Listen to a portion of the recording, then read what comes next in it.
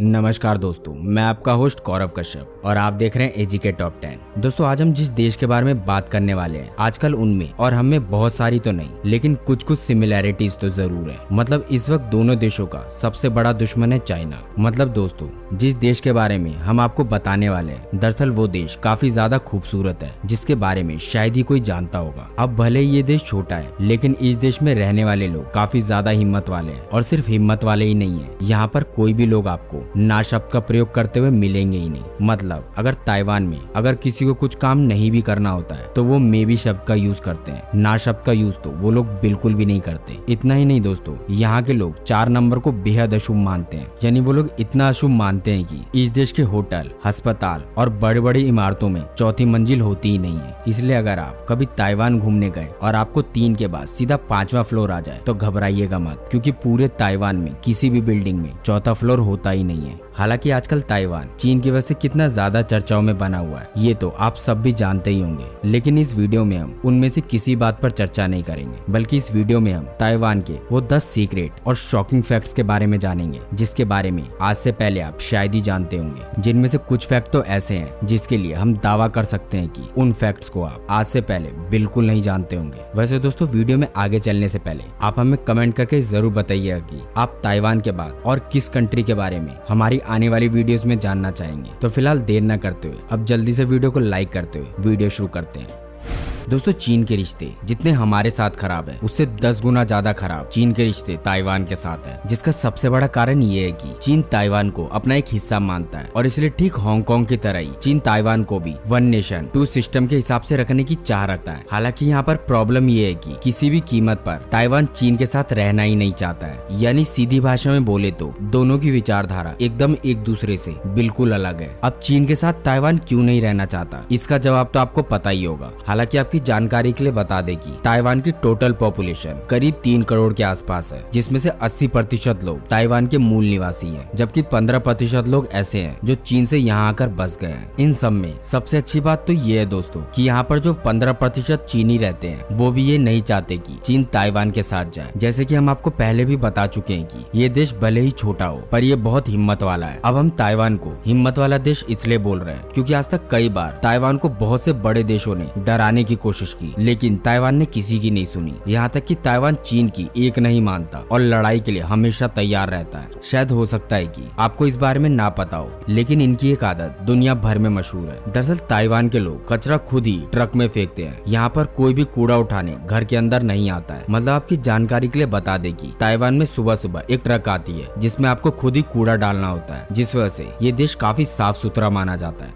वहीं बात अगर इस देश के रिलीजन की करें तो यहाँ पर 90% लोग बौद्ध धर्म को मानते हैं, वहीं बाकी के बचे 10% लोग बाकी के धर्म को मानते हैं। वैसे दोस्तों, ऐसा कहा जाता है कि ताइवान एक बेहद ही खूबसूरत देश है। ये देश खूबसूरत इसलिए भी है क्योंकि यहाँ के लोग साफ सफाई को काफी ज्यादा इम्पोर्टेंस देते हैं। अब यहाँ के लोग साफ सफाई का कितना ज्यादा ध्यान देते हैं, इसका अंदाजा आप इसी बात से लगा सकते हैं कि ये पूरा का पूरा देश आपको काफी ज्यादा चमकता हुआ दिखाई देता है। वैसे आगे चलते हुए आपकी जानकारी के लिए बता दें कि सन 1590 में पुर्तगाल के लोगों ने इस देश को ढूंढा था, लेकिन चीन के द्वारा दावा किया जाता है कि चीन ने ताइवान को उससे पहले ढूंढ लिया था। लेकिन उनका कहना था कि उस वक्त चीन ने इसे मड आइलैंड समझ लिया था। मतलब चीन के लोग ताइवान को कीचड़ समझते थे। और आज देखिए, चीन इसी देश को अपनाना चाहता है और खुद में शामिल करना चाहता है, जिसे एक समय में चीन ने मड आइलैंड कहा था।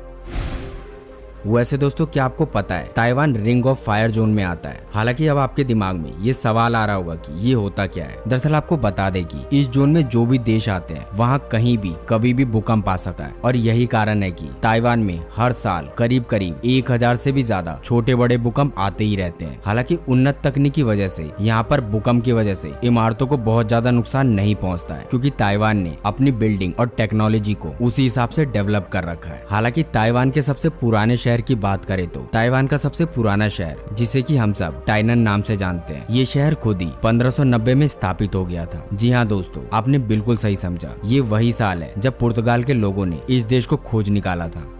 लेकिन आपको जानकर हैरानी होगी कि ताइवान में एक सिस्टम बहुत ही अच्छा है जिसके बारे में जानकर आपको बहुत ही आश्चर्य होने वाला है। दरअसल ताइवान में कैरियोके सिस्टम काफी ज्यादा फेमस है। दरअसल इस सिस्टम के हिसाब से यहाँ पर सभी लोगों के पास एक प्राइवेट रूम होता है और आपको बता दें कि ये रूम वो अपनी मौज मस्ती के लिए इस्तेमाल करते हैं। इस प्राइवेट रूम में ये लोग वीडियो गेम्स खेलते हैं, बुक्स पढ़ते हैं या जो भी करना होता है वो करते हैं। यहाँ पर कैरियोके सिस्टम एक क्लब से शुरू हुआ था, लेकिन अब क्लब में रोज रोज जाना किसी के लिए भी पॉसिबल तो नहीं है, इसलिए ताइवान के लोगों ने ये सिस्टम अपने घरों में ही शुरू कर दिया। यहाँ के लोग मानते हैं कि इस सिस्टम के हिसाब से उन्हें खुद से बात करने का एक मौका मिलता है और खुद से बात करने के बाद वो अपने आप को पहले से ज्यादा फ्रेश फील करते हैं।